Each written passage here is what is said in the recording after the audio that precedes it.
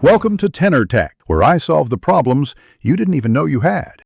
You begin by confirming your accounts and funds, set up Binance and Square, and enable two-factor authentication now.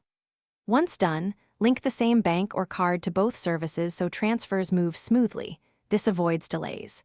Make sure you've transferred a nominal amount, like $10, to test routing between Binance and your bank.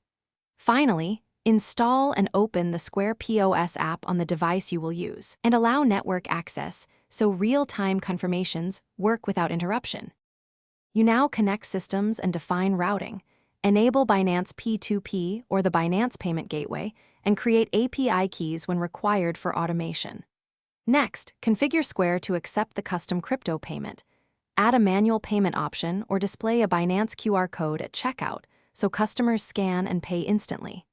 After configuration, process a small test sale, check the transaction ID, confirm on Binance, and follow the settlement path to your linked bank so you understand timing. You finish by confirming settlements and setting withdrawal behavior. Reconcile Binance and Square statements daily to catch fee mismatches. Once comfortable, automate transfers or define manual withdrawal thresholds to control cash flow.